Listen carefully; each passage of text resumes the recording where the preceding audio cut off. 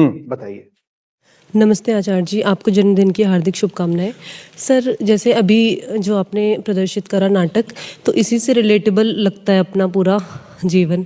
तो फिर मतलब 2 फाड़ में बँटे रहते हैं हमेशा। हाँ, तो और मेरे लिए नाटक था, आपके लिए थोड़ी है।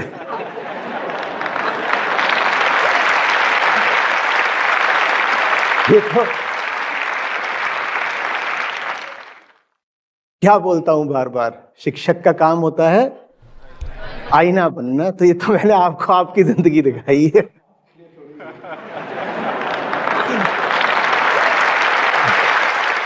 सबकी ऐसी है, मेरी भी ऐसी है।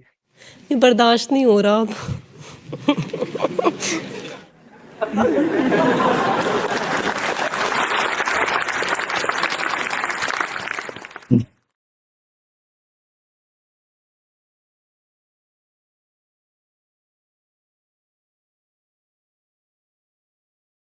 ठीक, ठीक, बैठो, बैठो।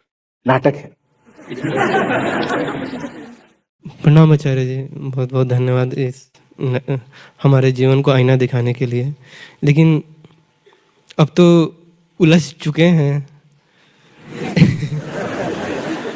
क्या जो साथ है उसे भी कैसे ले जाएं, क्योंकि वो भी साथ नहीं छोड़ सकता। उन्हीं से पूछो, वो बैठे हुए।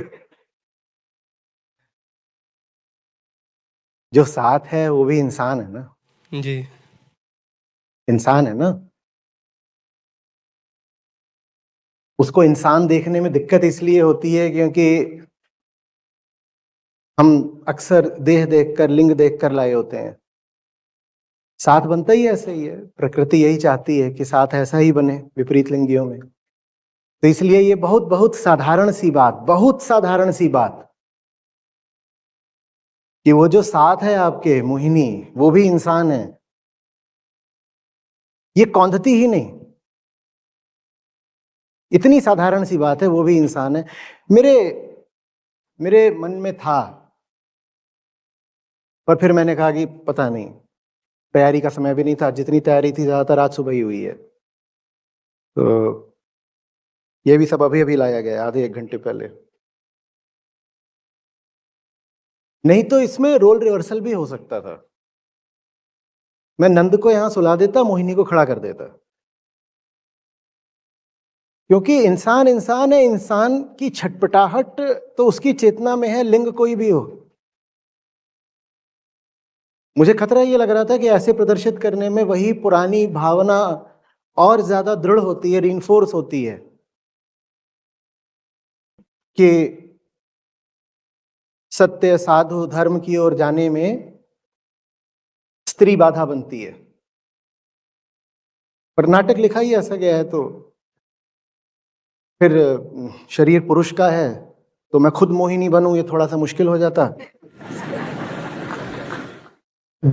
समय भी नहीं था, नहीं तो नहीं, सचमुच समय हो तो मैं बहुत अच्छी मोहिनी बन के दिखा सकता हूं।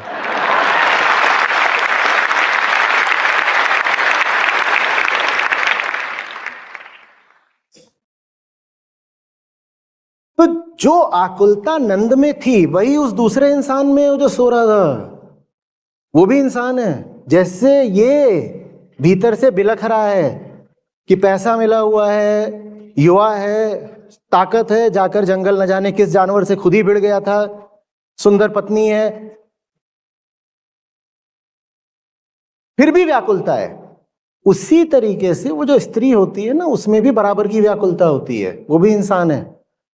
उसको भी युवा शरीर मिला हुआ है, पति मिला हुआ है, उसके पास भी रुपया पैसा, नौकर चाकर, ये सब कुछ है, पर बराबर की बेचैनी उसके अंदर भी होती है।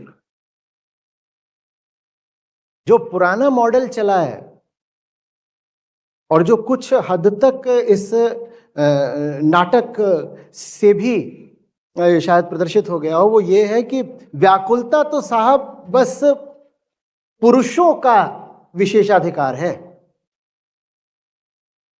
जो एग्जिस्टेंशियल एंग्स्ट है वो स्त्री को तो उठती ही नहीं। उसका क्या काम है? अगर बढ़िया रुपया पैसा मिल गया है तो आभूषण गहने वगैरह पहनो, खाओ पियो, बच्चे पैदा करो, सोए पड़े रहो। बुद्ध के यहां भी हमने यही तो सुना अभी नाटक में कि सब कौन बैठे हुए थे?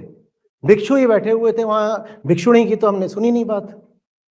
तो उससे भाव ऐसा आता है जैसे कि सारी अस्तित्वगत बेचैनी, कि जैसे मुक्ति की सारी अभीप्सा बस पुरुष को ही उठती हो।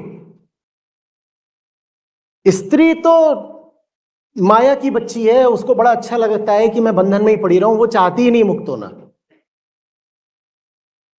और जब आप ऐसा दिमागी मॉडल बना लेते हैं ना, तभी आपको समझ में नहीं आता कि उसको कैसे समझाऊं, क्योंकि आप ये मानकर बैठे हो कि मुक्ति बस आपको चाहिए, उसको थोड़ी चाहिए।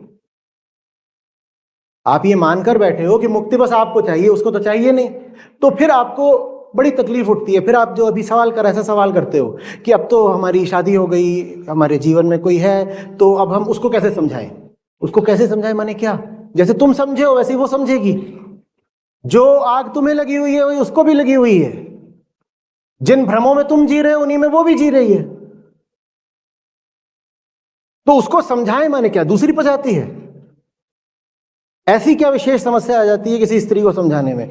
और अध्यात्म के पूरे इतिहास में हमने इस समस्या को लगातार वैध घोषित किया है। लगातार हमने यही दिखाया है कि पुरुष सन्यासी होना चाहता है, पुरुष सब कुछ त्याग करके बाहर निकलना चाहता है, पीछे से स्त्री आकर के उसको ऐसे पकड़ लेती है, कभी याचना करती है, कभी अपना रूप यौवन दिखाती है, कभी बच्चों का बंधन डालती है, कभी कुछ करती है, और स्त्री ही बेड़ी है।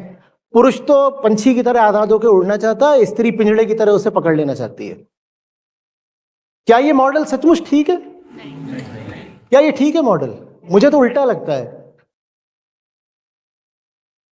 मुझे तो लगता है स्त्री में मुक्ति की आकांक्षा पुरुष से ज्यादा होती है।